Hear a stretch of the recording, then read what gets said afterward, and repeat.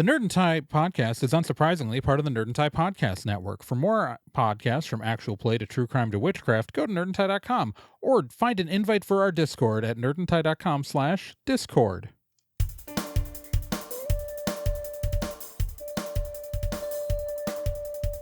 Did you know you could sponsor Nerd and Tie? That's right. For just $20, we'd say your name here. We'd say how cool you are. We'd talk about how you look kicking in those jeans. Just go to nerdandtie.com and click on Sponsor Our Shows in the menu to find out more. Or don't, because literally no one's forcing you to do anything ever. Well, at least not in regards to us.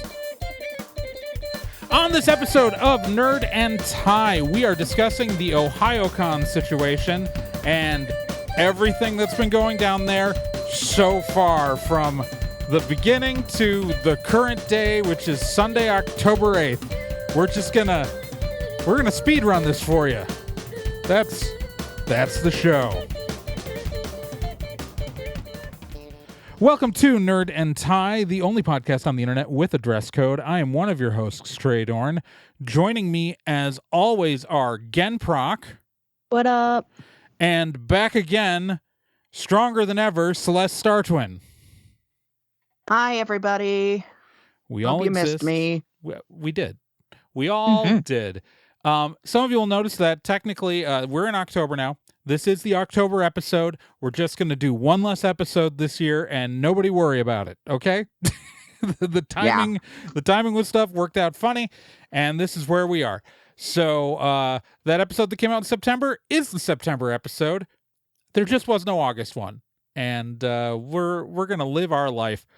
This month we are talking about probably the biggest news in the convention scene over the last week has been all of the stuff happening with Ohayocon, because it's a lot. Like, describing the situation is difficult to begin with, because That's why we've dedicated an entire episode to this. It's a big mess. Mess. So all right. So on October 2nd, on Monday, October 2nd, is the Ohayocon website was taken offline, as well as the Ohayocon Facebook page, and the website was replaced with a message, and this went up on the Facebook page, where I'm not going to read the entire thing. We will have links to all of this stuff in the show notes for the episode. We have an article where we've been including sources and links for all of this stuff this entire time, so everything I reference will be in the link that is in the show notes. The con website was replaced with a long message that the opening line is, "In a shocking turn of events, Melissa Phelps, the president of the board of directors of Cultural Exchange Society Incorporated, has initiated a hostile takeover by firing and removing access from majority of the senior leadership team. This sudden and unexpected move has sent shockwaves through the community of Ohayocon volunteers." This goes further. It's effectively what it's saying, and this is, I think, oddly worded for a degree of just referring to it as a hostile takeover, because Melissa Phelps, at the time that this was published, was president of the board of directors of CESI, the Cultural Exchange Society Incorporated. We'll be calling it CESI throughout the rest of this episode, most likely. CESI is the parent organization of Ohayocon as of 2022, I believe, as they've been attempting to transition into a nonprofit. Melissa Phelps is the longtime owner of Ohayocon.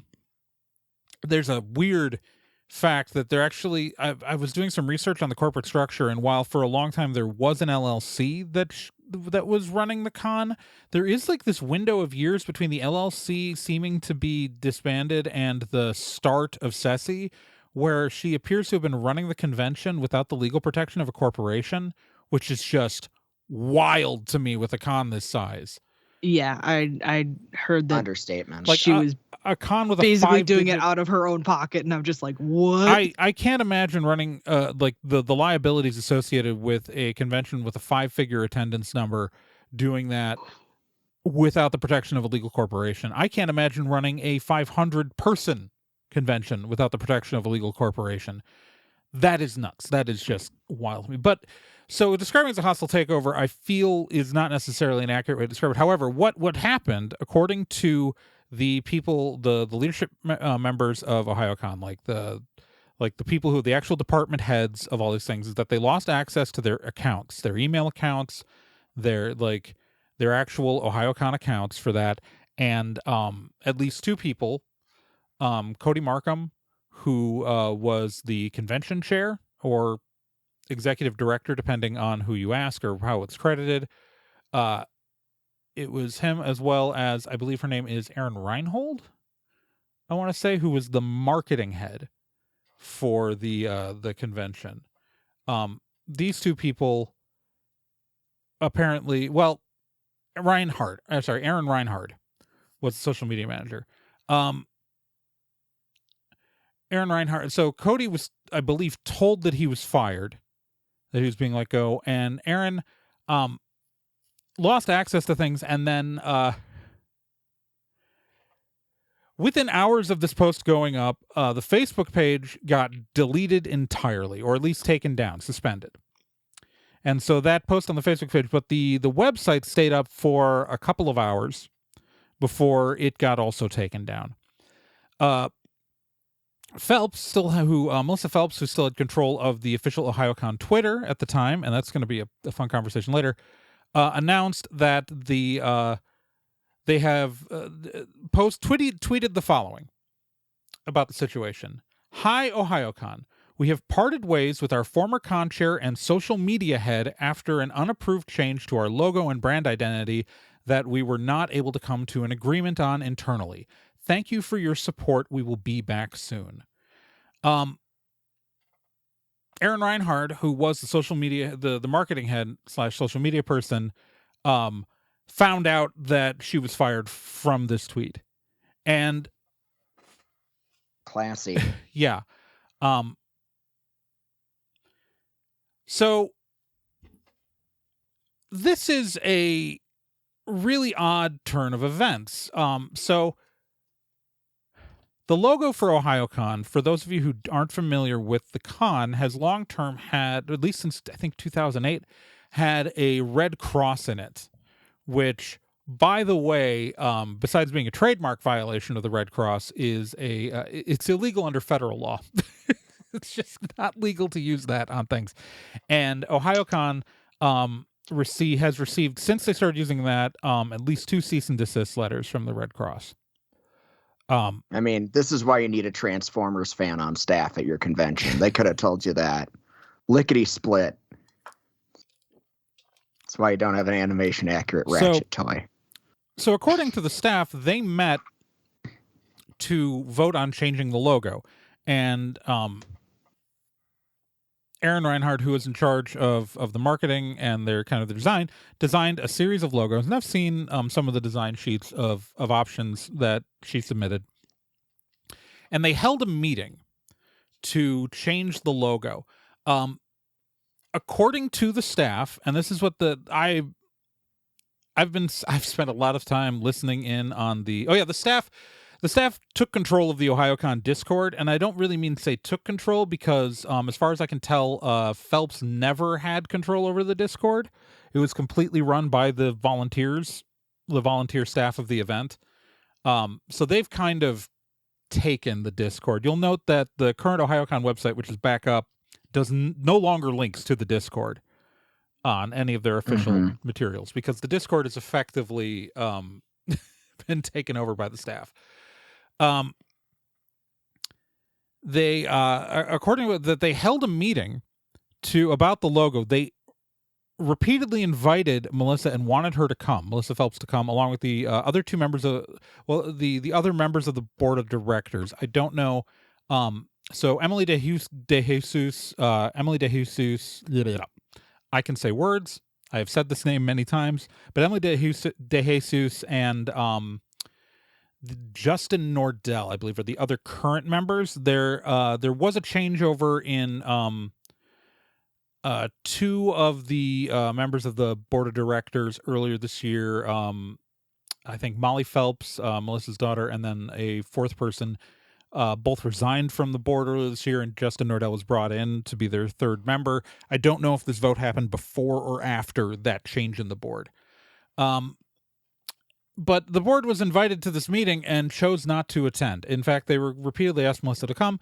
She chose not to attend, and the organization voted to update the logo to this logo with the Sakura blossom on it, which I will be referring to as the Blossom logo from now on. This is the logo change that Phelps claims is at the core of the problem. Except, from what we've been told, like, there was no meeting held about it. The board did not convene a meeting with the staff and ask them to change it. They just all immediately got removed. Now, you might be thinking, this sounds like a weird reaction to a logo change. Well, there's a whole other thing, and Phelps has reverted the logo to versions that have the cross on it but aren't red the way the old one was. First a blue version, and now this weird gradient version, which actually might be too red to not be in violation of the trademark for the Red Cross. And like with the blue version, there's also Blue Cross. a company out, Blue Cross Blue Shield. Mm-hmm. Like you're still getting really close to other companies that have that logo. And just having a medical logo actually is highly confusing and dangerous because, like, say there's a medical emergency nearby the con and someone sees a whole bunch of people wearing logos with crosses on it. They might think they're medical personnel who can help them. Nope.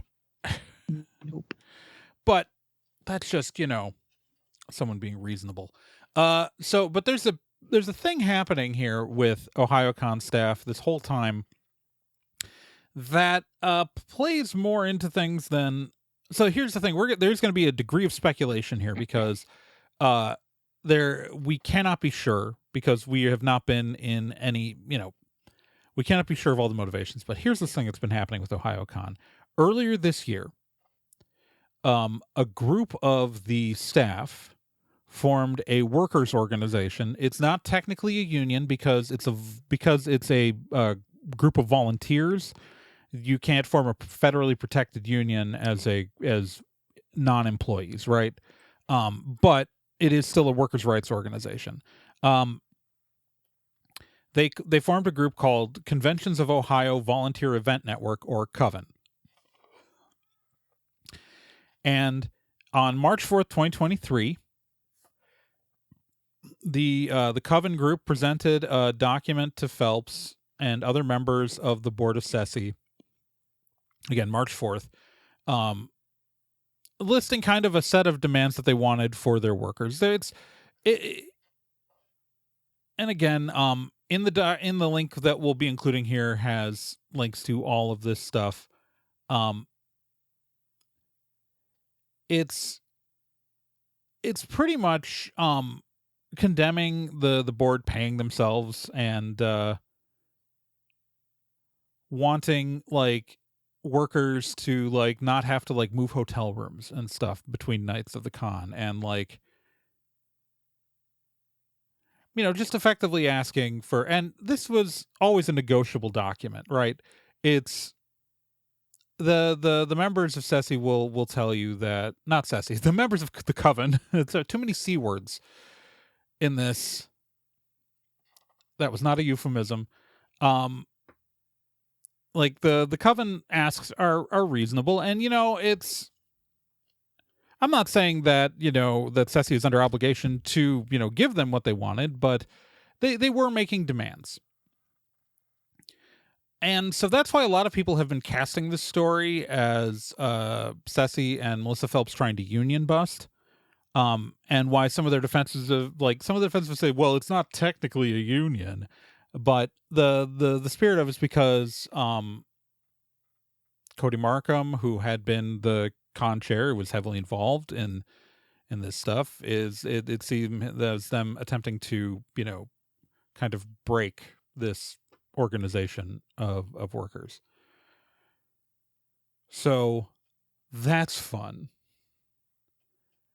So the official Facebook group kind of got locked down, and I've not been able to get access into the official Facebook group for Ohayocon. But I have gotten screenshots of some of the posts that were made in there. And literally, Melissa Phelps made a post where she directly said that she removed the convention director. Again, the title that this person's referred to, executive director, convention director, con chair. She's talking about Cody Markham whenever she says all of these, because also, like, another time in the same post, she refers to Cody as the convention chairman. Like, it's yeah. The Melissa Phelps says the logo in question contract to be created by the social media person of the board. There's no contract. It was literally just, hey, could design us a logo.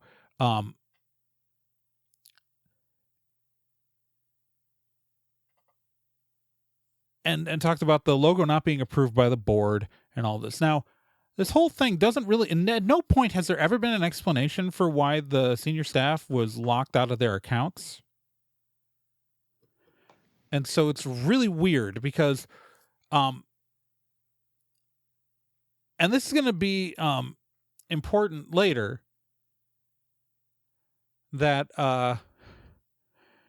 Aaron Reinhard, Melissa Phelps has repeatedly said, and we have screenshots of private messages where she has said this. She has said it in that she has explicitly said that Cody Markham and Aaron Reinhard were fired. Okay. That's oof. Now, Phelps on like on the, I think it was the 5th or the 4th, has repeatedly said she was going to have a Q&A about this on the Facebook group. This did not occur, as far as I can tell. But that's because some other stuff happened. Oh, this is a fucking trip.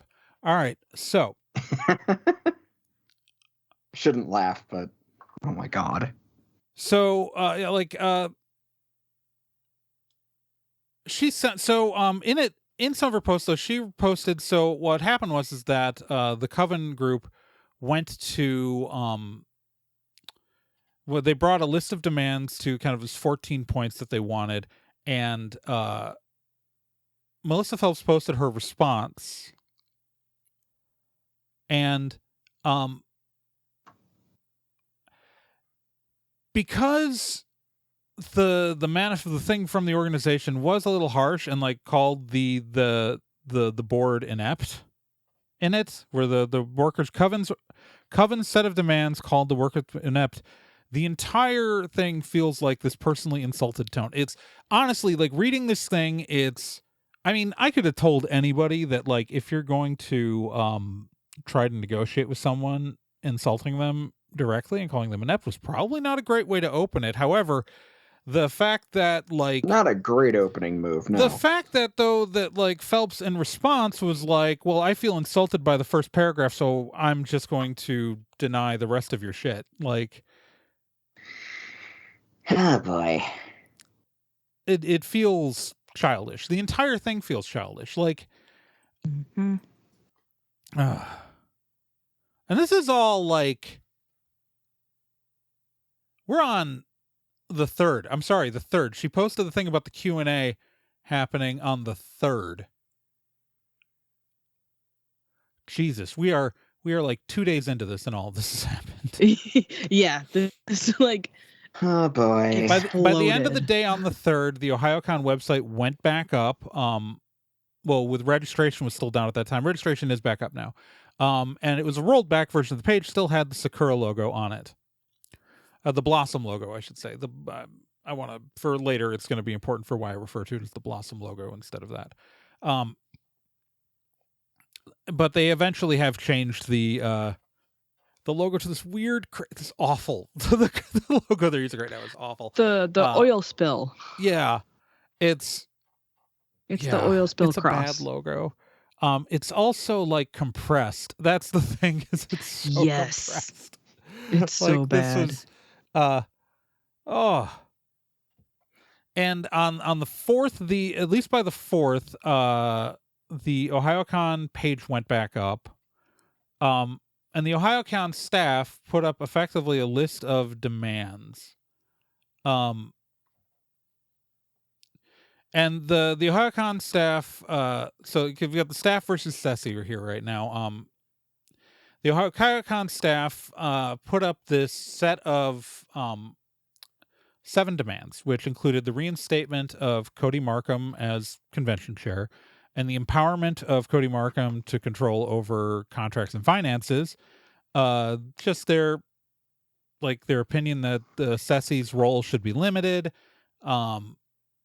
Reinstatement of the senior leadership who were let go due to covenant, because they believe that the senior leadership, reimplementation of the Sakura, they call it the Sakura logo. I'm referring to as the Blossom logo.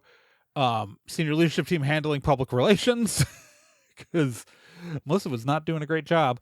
And restriction on culture of CESI's board members' social media activity as it relates to Ohayocon. And this was signed off by at least 6 department heads, if not more people.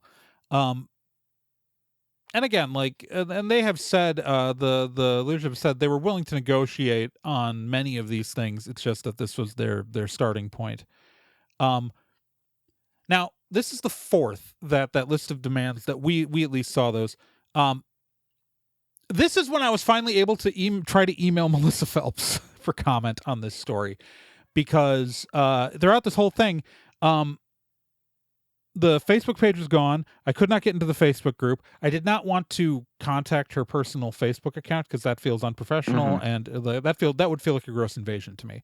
But I couldn't find an email for her. So it wasn't until the website came back up that I was able to find an email for her. She still has not sent, and we still have not gotten any comment from Melissa Phelps or the board while trying to cover this. If it sounds like we're taking Coven's side of this more often than you think we should, listener, it is because those are the people who have actually spoken. They're so this brings us to the 6th. All right, so we're Friday. This has been 5 days. Ohayocon put out a statement that they emailed to their mailing list and also put out on their website. And again, this is on ohayocon.org right now. I have a saved copy in case this ever goes away, because always screenshot and archive everything. But right, effectively tries to spin this entire situation in a really weird way. Because first off, they say no one was fired. Oh.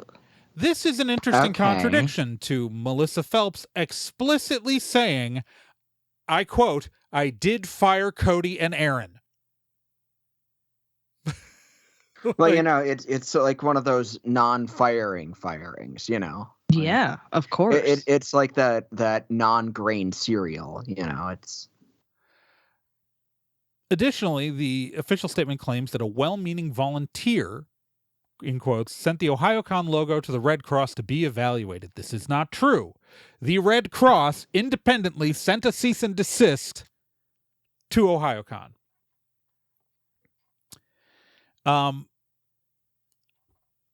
They also claim that there was that risk of the Sakura, the people who make pens, that company. They claim that the Blossom logo is why I didn't want to call it the Sakura logo. The Blossom logo put them at the risk of being sued by Sakura. Now, there is an argument that those logos are different enough.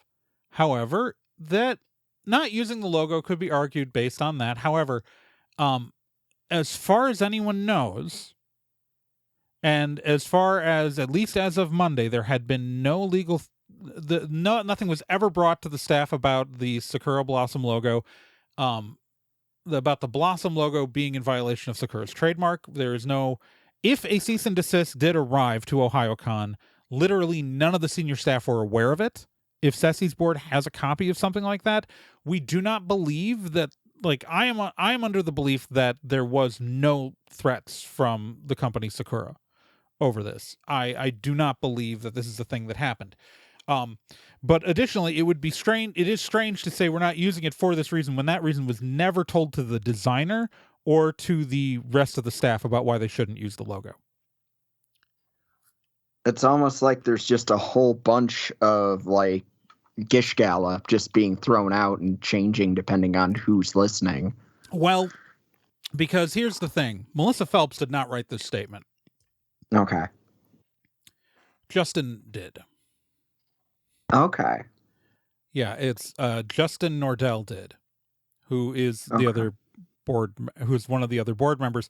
And in fact, they sent the CESI board sent a response to the Ohayocon senior leadership over their demands and an email. And Justin Nordell sent this email. And in it, we discovered that Melissa Phelps has stepped down from the Ohayocon, from CESI's board.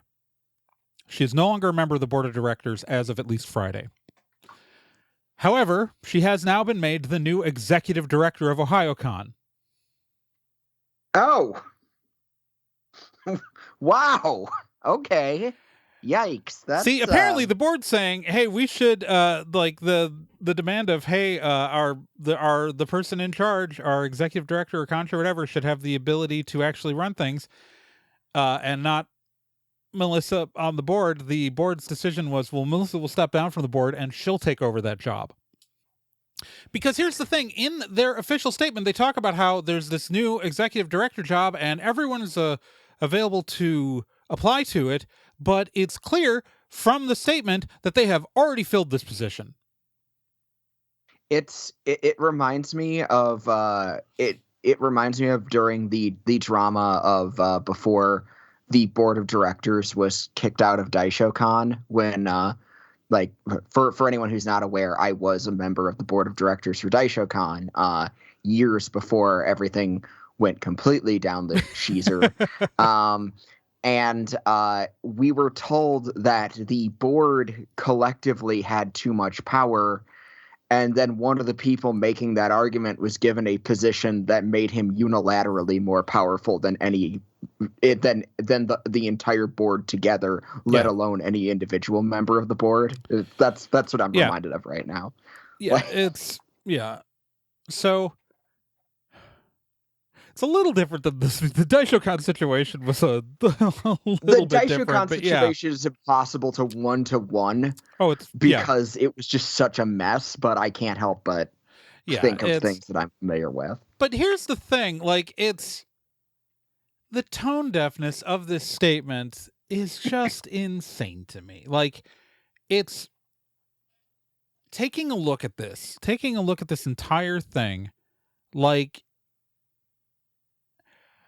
it's a very passive aggressive, like the Nordell's, like the open statement is like saying, like, all, here, contrary to misinformation swirling online, no volunteers or member of the senior leadership team have been fired from Ohayocon, and this next time, only 3 positions have been dissolved in the organizational chart shift. Which, again, we are like, I want to point out, this con is in January. It is October. Yeah, this is not a time to be doing massive changes in Why staffing. would you restructure your con 3 months ahead of time? Yeah, I want to... vendors have already paid for their spots. Yeah. Like, that is to say, I don't know that there's ever a good time to restructure, but there are definitely bad times. And like, this is one of them. This is by far one of them. Yeah, and so also, like, there's a sentence in here: while CESI would love its Ohayocon volunteers to have the ability to unionize, national and Ohio state labor laws prevent unpaid volunteers of any kind from forming a union.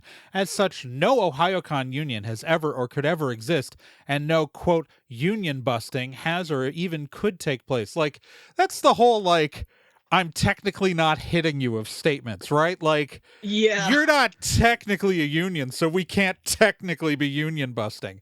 Like, this entire thing is, this entire statement is so, again, it comes down to the fact that like the description of the stuff at the logo is completely it's so almost true but not really. Like saying no one's been fired, but then we dissolved 3 positions. Who are the 3 positions that were dissolved? And why would you be dissolving positions in October?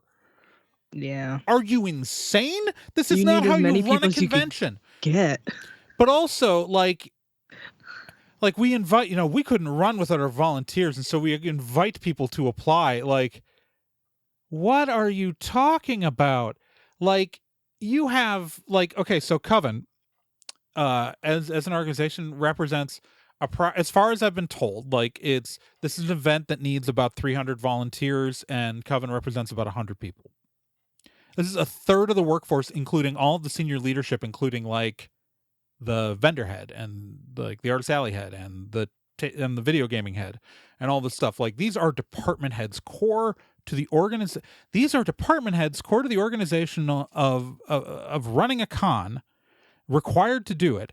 And like this is like the key organizational moment for an event, right? In the 3 to 4 months before a con is where you're doing the hardest work, right? This is when you're hitting deadlines. And like, if I were the CESI board of directors, I would be trying to sit down and negotiate with Coven immediately, because you cannot run a convention. And so, like, all this stuff, like, after these responses on Friday, senior leadership, followed by the entirety of Coven, announced as of 9 p.m. Eastern Daylight Time on October 6th that they were going on strike. And before you tell me, oh, they don't have a union, anybody can strike. You don't need a union to legally strike. And also, like, arguably you could say, oh, it's a boycott, not a strike, but it's the same difference in this case. It's like, yeah, that's the funny thing about a strike, is that it doesn't particularly matter if it's legally recognized or not. If your workforce refuses to work, they're striking. It doesn't matter if you want to acknowledge it or not. This isn't like a regular strike where, like, people are, like, in a regular strike you have to worry about strike funds and things like that, of getting money to the people striking so they can continue to survive, right? That's not, like, that's a risk that usually goes into striking, right? That you're not going to be making money or getting paid while you're on strike. And like, that's the big obstacle. This is people who've been working for free. These are people who are not financially dependent on this organization to live or survive. Like, the power dynamics in this kind of event lies with the volunteer workforce. The power lies with the volunteer workforce of people willing to give up their time and their lives because they believe in a project. Like, it's, if you've ever worked a con, you know that no one is doing it. Like, there are for-profit cons, but even when this con was for-profit, which I believe the main reason why they went non-profit was because someone probably pointed out that the case law pretty much established that it's not legal to volunteer for a for-profit corporation anymore. It used to be in a gray area, and now it's been pretty clearly legally defined as bad, so they reincorporated it as a nonprofit.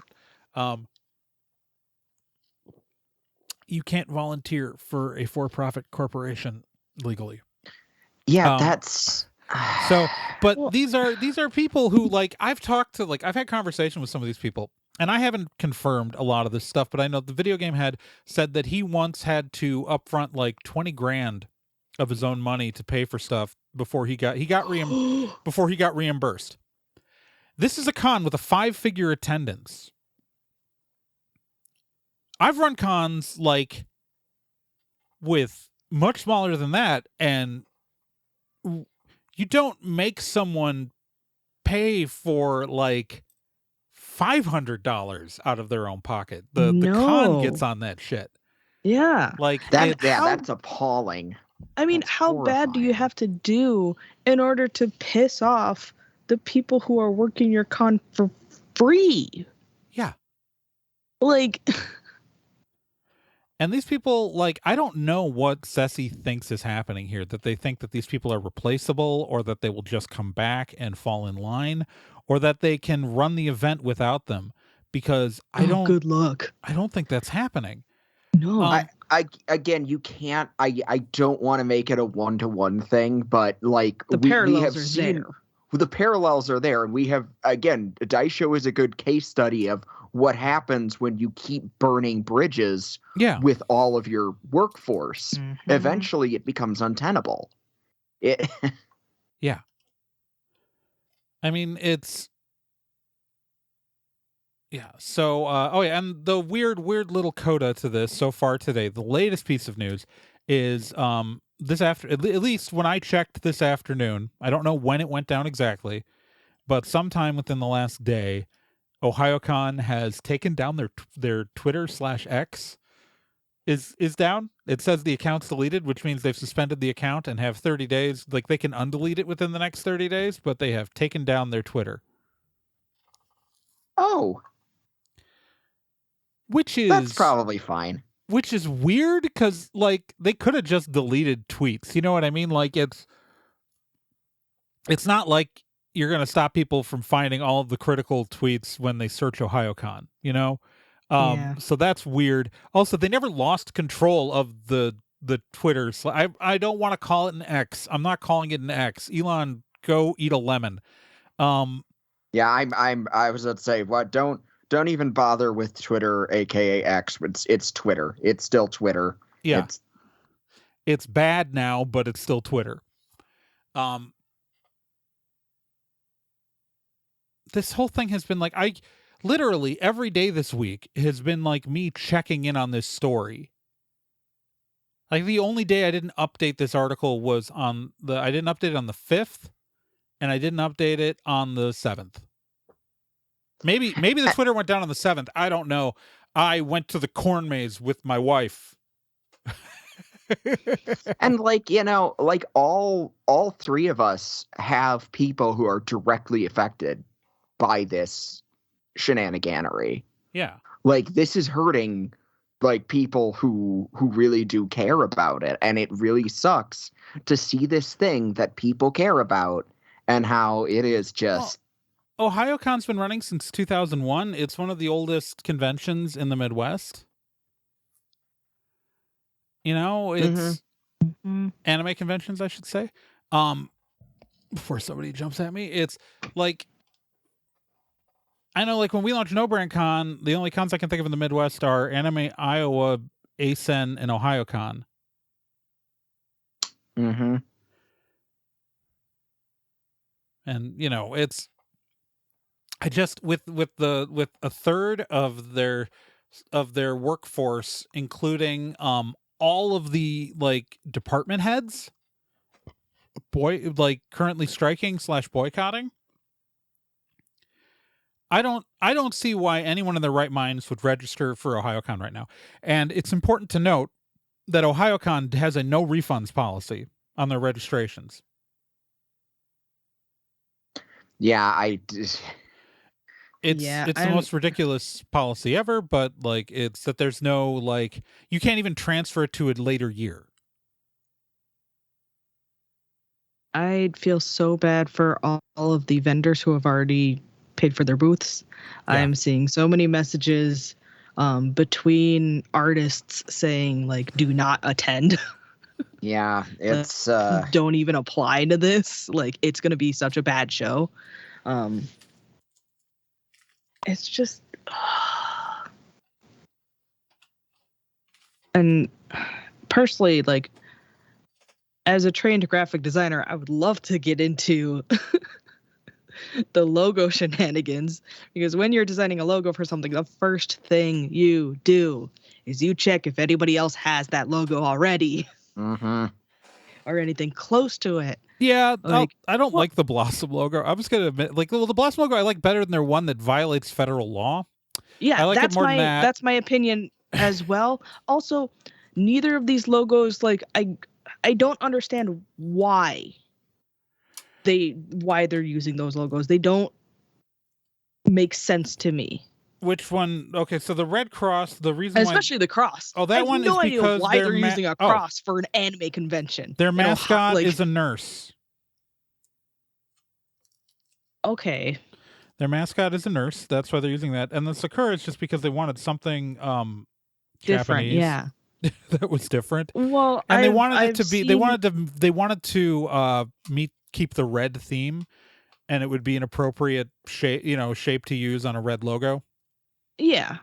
That makes sense. Branding. Now I understand, kind of. But I will say that the stamens or whatever in the center of the Sakura logo remind me of the Crossroads of Knowledge from Greendale Community College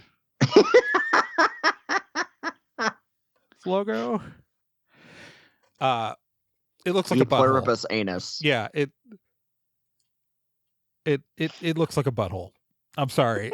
I can't. Once I saw it as a butthole, I could not unsee. Like, the Blossom logo is better. Is better than the Red Cross logo, but I cannot unsee the butthole. Yeah. Well, and I've seen people trying to float other logo ideas around, like a rising sun,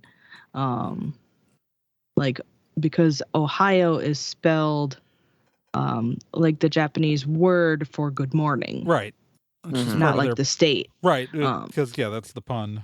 Yeah. But then you're getting into, like, flag territory, and it's like, you don't want to rip off, like, an actual, like, flag that has been used. I've seen some interesting concepts with, like, a Buckeye.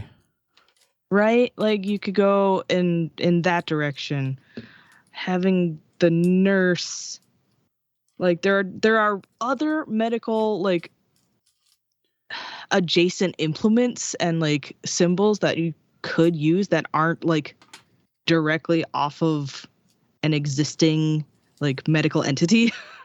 Yeah. Yeah, the whole medical thing really just, again, I'm absolutely thrown by that. I get it. Why is your mascot a nurse in the first place? That I don't know. Also, like, a good I have question. questions for you, Ohayocon. Why did you choose this? Were you really into Soul Taker back in the day? If right? so, I don't know. I need friends. They've had the nurse has been there for a really long time, so I have no idea. Yeah, and plus, like, because, like, we've all worked for conventions that have had mascots, and, like, you can have a mascot and put them in slightly different outfits. And not base your logo around it. You don't have to base your logo around your mascot. That's the other thing. Yeah. You can have a totally different thing going on that'll represent your entire convention, not just one single aspect of it that gets drawn on the program guide. Like, yeah, it's like Anime Central technically has their anime person in their logo, but, like, they use, like, an L that I think it looks more like the John Hancock building is the L. Like, it's or they have their AC logo, which is just the A and the C with the swoosh. Yeah, very good. Minimalist. Here for it. Yeah, there are tons of conventions out there that literally just have a text logo. Yeah. No Brand Con has a text and logo. Fine. Anime Iowa just has a text logo. Yeah, like, and they have their pig mascot that gets dressed up in all sorts of outfits. Yeah. No Brand Con has Duct Tape Boy. Duct Tape Boy has never been in a logo. No, that's way too complex. He's such a pain to draw. The t-shirts this year were so... Full disclosure... Yes. Full disclosure. Sorry, I got a thing fell out of my hand. I am a co-founder of No Brand Con, Wisconsin's longest running anime convention. Although we are currently considering our long-term future in any direction, we have been running since 2002. So our con's about the same age, only we are much tinier. But because No Brand Con, I was for this year. I was part of my job was doing the merch for this year, and we had some brilliant artwork by artist Ethan Flanagan that we were using for our stuff, but Duct Tape Boy was on it, and we were putting it together the t-shirt, and I had to reduce the lines for the t-shirt printing out of Duct Tape Boy. He's a character made out of duct tape. And so printing is like, yeah, we are never putting that boy in a logo. That's just a mistake. But it's I don't know. The logo, I think, is like the least, like the logo has gotten so central to this story because it feels like that was the inflection point, the excuse. Yeah, and it's such a very weird thing. Yeah. I just can't get over, like, it's such a weird thing to center on and to be so adamant that the logo does not change, that you like fire people over it, is just a wild concept to me. Oh, and like I've seen like some people will get really defensive over art designs. Like I've seen it happen in other events that I've run, but I've never seen someone get fired or like kicked off of con staff for it. Yeah. I've seen things get heated, but not also that heated. That explains why Aaron Reinhard was removed, right? Because Aaron Reinhard did the logo. Aaron Reinhard put it up. Why was Cody Markham fired? Hey, this is Trey. A couple of days later, just wanting to record a quick clarification because I've had at least one person misunderstand what I'm saying there and reach out. And I want to be very clear. What I'm saying in that sentence is, if we accept Melissa Phelps' explanation of the situation, if we accept Phelps' explanation, then it would only explain half of what she did, right?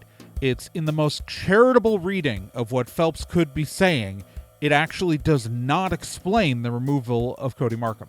That's what I was saying. I am not trying to say that Aaron Reinhard deserved to be fired or that she actually overstepped. We don't actually accept Melissa Phelps' explanation. That's part of the reason why I'm saying that, is that even if I didn't know anything about this situation, or even if I had no additional background information, it wouldn't make sense as an explanation to use the logo as the removal of Cody Markham.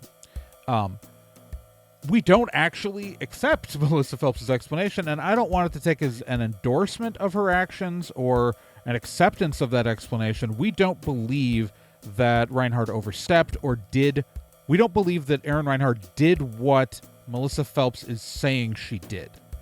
All right? We don't actually believe that. And so I want that to be very, very clear. I just want to be clear, because some people have heard that as us believing that Reinhard deserved to be fired. That is not true at all. We do not believe that. We do not accept that. So I want it to be very, very clear. And now I've added 2 minutes of the episode just to say that. And now you go back to me, Gen, and Celeste talking about this from a couple of days ago. You know, that's the thing that's been missing. That's why most people are like, to one degree, like Melissa was saying a lot of things that kept being focused on the logo and what she told people, and you can't just change someone's logo on them, which was the weirdest one I saw. That was in a private message. Yes, you can. I was like, yeah, you didn't go to the meeting. Well, okay, so, and like the impression I get is that she's used to a degree of control from her years of being a sole proprietor and being the only owner of the convention, and having that whole like, and when you are in that position, you can just make dictates. But when you switch to being a nonprofit organization, occasionally that organization is going to do stuff and the people are going to do the jobs they have. And, you know, she had the authority and power as president of the board to reverse those decisions, right? She could have just said, no, we're changing the logo back, or we're changing the logo to this, and had the authority to do it. And they made that logo change at the beginning of September. And all of this happened at like the beginning of October. So she sat on that for a month. That logo sat out there for a month, and she could have used her authority to change it. And as far as I've been able to like find out, there was no open board meeting with the staff that happened within that time frame, and someone can correct me, or if there's, but as far as I've been told, there was no meeting with the board within that time period, and she could have just reverted the logo, right, if that was actually the problem. And you know, But no, it seems like she sat for a month and then did. And so that's weird. And it feels like this was a strange calculated play. It's hard to say. And all I can think of is everybody needs to go home. This sucks because here's what has me pissed off. Okay, so I don't know if how much Melissa's financially relying on this because her compensation as the head of the board of directors, she got effectively repaid for some labor and stuff. And she requested additional compensation that, as far as I know, she did not get. Right? Like, so she's not getting paid here, but all these people are volunteers. This is a bunch of volunteers versus people who aren't getting paid. And I totally understand why the volunteers are doing it, and I'm sympathetic to them. And if I was going to pick a side, it's their side I would pick right now because I haven't seen an argument that would support this. Hard agree. But this is for all of those people. And this is what the board needs to realize, is that for all of these volunteers, this is a hobby for them. This is what happens if this con fails is they all go home to their lives and live happy lives and are fine. They do not have anything at risk. They have nothing to lose by doing this. What sucks is that the board needs to get off their ass and sit down and negotiate not because of the board's sake or for the volunteers' sake, but for the sake of every single paying attendee and paying vendor and artist, and the vendor and artist especially. An attendee is a bad time. That sucks. That was their hard-earned money. That was their recreation going away. But vendors and artists are financially dependent on the existence of events like this. They are made promises by events like this that they will be run well and they will supply them with the customers so they can pay their rent and feed themselves. And the fact is that the board is fucking around with the livelihoods and well-being of these vendors and artists who are trying to live. And if any of these people don't make rent because this con doesn't happen because the board wasn't willing to sit down and have a reasonable adult conversation with the people in Coven, then it is the board's fault for everything bad that they are not legally liable as far as I know, but morally they are responsible for everything bad that happens to those vendors and artists because of this. So get off your ass and be a fucking adult. Emily DeJesus, Justin Nordell, and a player to be named later because you can't function legally with your bylaws without 3 board of director members. I've read your bylaws. I have a copy because Melissa shared them on the internet to everybody. She did. I want to know what it is. Maybe, and again, I might be overgeneralizing. I want to understand what it is that happens with certain people when they start working conventions, that they get a little bit of power or authority from being put in charge of something or one aspect of the con or something, and then suddenly they just power trip about it. Because this keeps happening. Yeah, and I'm sick of it. It could be speculated that this little iota of power that they get from the convention is all the control they get in their lives, which would be super sad, but also understandable.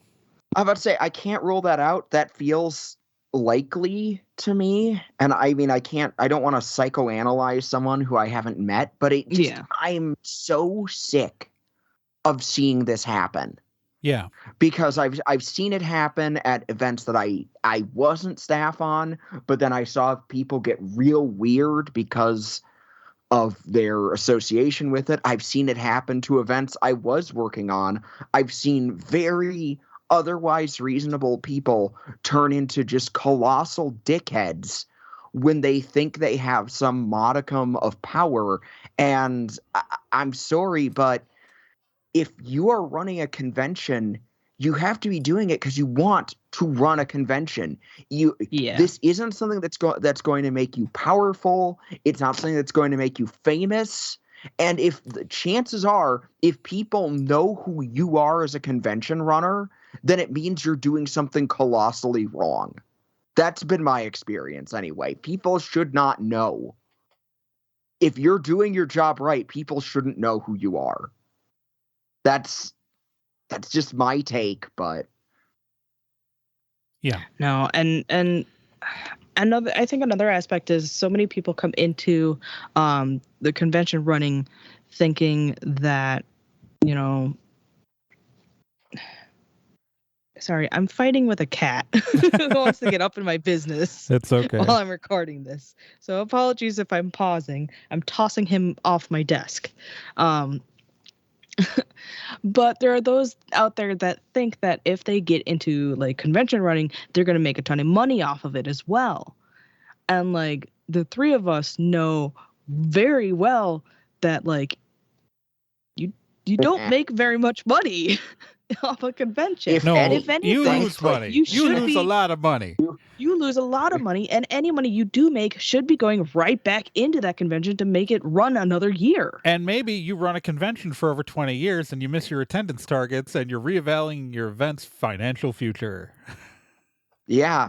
I mean, it sucks, but that's Yeah. the scary thing. You're in a precarious position. Yeah. Like no one should be running these things thinking this is how I'm going to make it big, because are even the not- people who These are Yeah, not stable things at all. I mean, case in point, the Wizard World bubble bursting is a beautiful example of that. Mm-hmm. Yeah. Just- Yeah, you will not find stability in running a convention. If you are lucky, your convention will survive year after year after year. Yeah. It's So so frustrating. to be a convention runner, you have to come at it with a level head and an altruistic heart. Mm-hmm. And I don't know if it's just that I don't know if it's just like con sharing that it just seems to attract people who have, and this is coming completely from my personal experience, so I really need to be called out if I'm full of shit right now. But it really, in my experience, it seems to on way too often attract people with like self-esteem issues who are really into these subcultures, and then they see getting power in this one aspect of a niche, this niche of a niche, as validating, and then suddenly that causes this immense disproportionate power trip. And you know what, like, here's the thing, is it's like when you organize an event, and so it's important to note, you said con sharing, but like in this particular case, the con chair was not a member of the board of directors. The con chair is the person who's been removed, and although they're very confusing with their titles right now, because they have used three different titles for the same position and have said they dissolved. Anyways, I think like this is always a big problem for me in especially these board of directors run events, because you have this insular power. Like so when we set up No Brand Con's nonprofit, which is not a C3, it's not a C4, it's C7. But when we set up our corporation with an actual lawyer and didn't just buy it off of LegalZoom, well, partially because LegalZoom did not exist when we did corporate it as a nonprofit. But like our structure has very explicit things that prevent a lot of this stuff, including any member of staff can be removed by a majority vote during a quorum meeting if they overstep. If they violate our rules, you can vote them out. The board of directors technically for the event does exist, but it's just an assembly of 3 of the elected positions that get elected every year. There are no one, it's like, and our board of directors does not have the ability to directly fire people. They have to make a motion and hold it in a meeting. Like, it's tons of stuff like that, which I believe shielded the organization against a lot of like ego, and like shielded the organization against like a lot of like the limitations of power on everybody. Like, if you want to spend more than $50 of your budget, it has to be approved by the organization. Like, is like all of these things, like No Brand Con, I'm not saying that we never had drama or that we've never had drama between staff. At one point, one staffer did hit another staffer and then storm out of the meeting. It involved one of those staffers dating the ex of the other staffer. It was very complicated.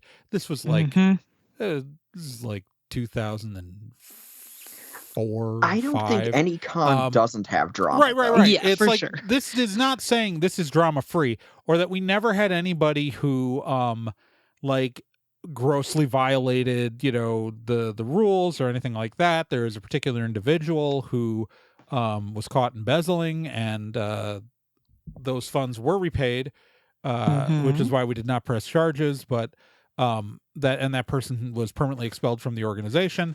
Like, stuff has happened.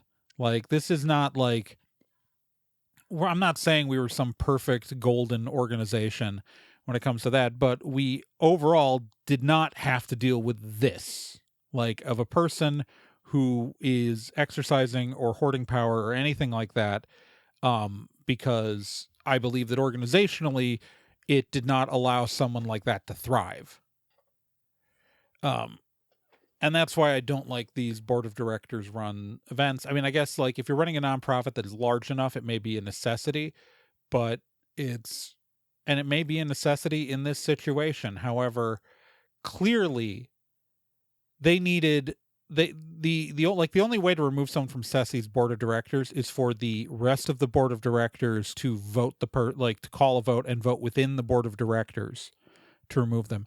And the only people effectively who can, like, it's all structured in a way that pretty much insulates the board of directors from outside threats. Even though they do have to be elected by the membership once every 2 years, it's not clear that, like, the bylaws are very poorly written. They're from LegalZoom. This is not how I would structure this organization for, like, making sure that there's accountability. It's not great. Somebody paid $40 for this, and that's it. Please, if you're forming a corporation that is handling events this size, please go talk to an actual lawyer. Just like a LegalZoom thing is fine if you're like a startup, but if you're a convention that's been running for 2 decades, hire a lawyer. Also, go talk to Coven, you dinks. Yeah.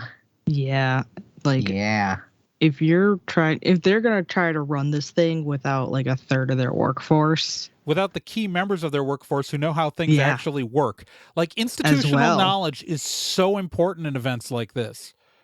Like, institutional knowledge is a requirement, and if the outgoing head does not pass on anything to the incoming head, like, even if they replace all of these people, which, to be fair, they have a right to do, they can go get scabs. You can go scab for Ohayocon if you want, but you're not going to have any of the information or any of the resources on how a job has been done, what it needs. Like, I would not take that job, and I could probably do half of the jobs of the people who are boycotting, because I have, my first badge for working a con is from 96. I'm old.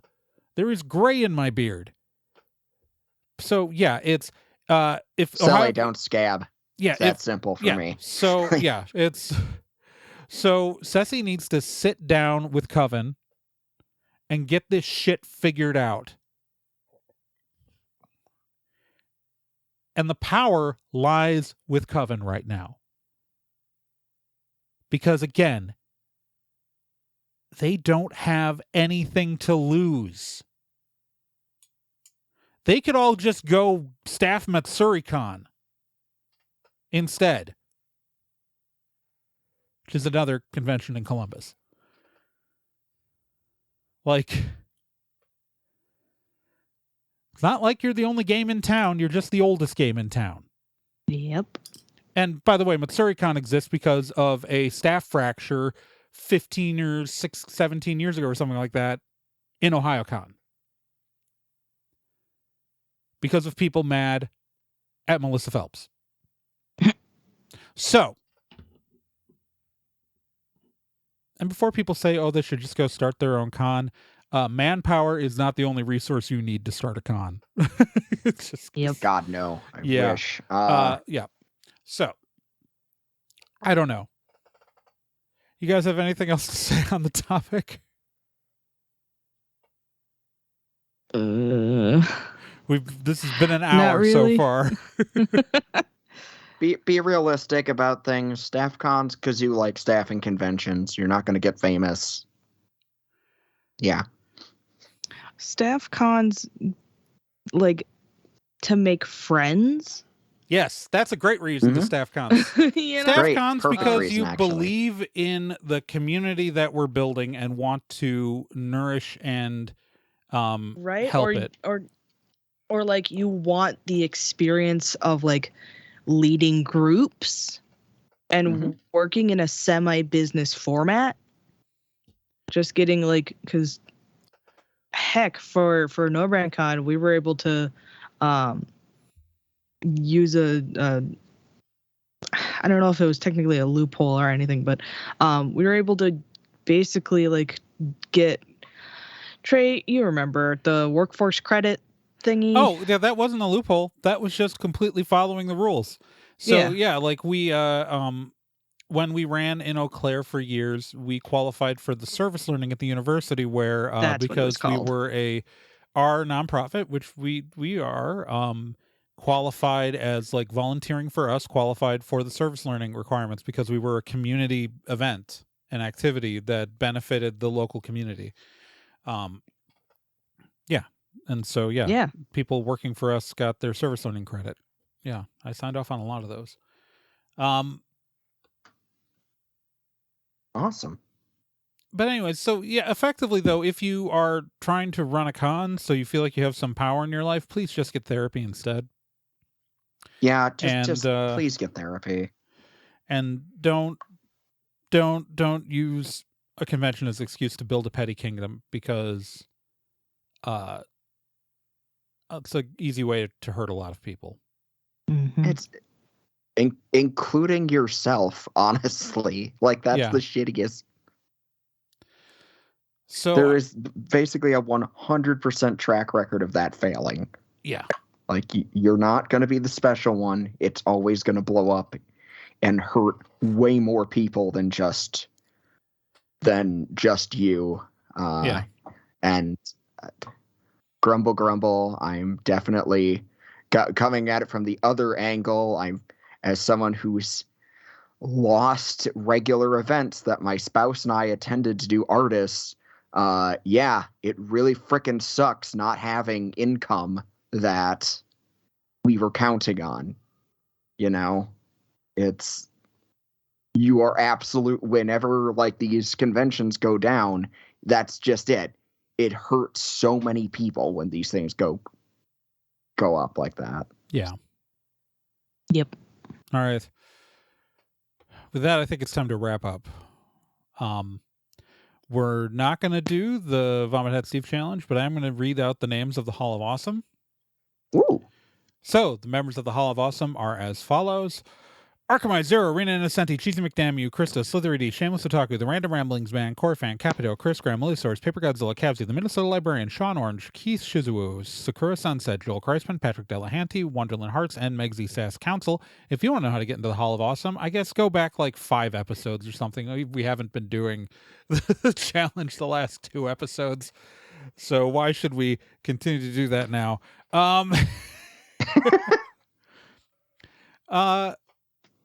With that, I have been Traydorn.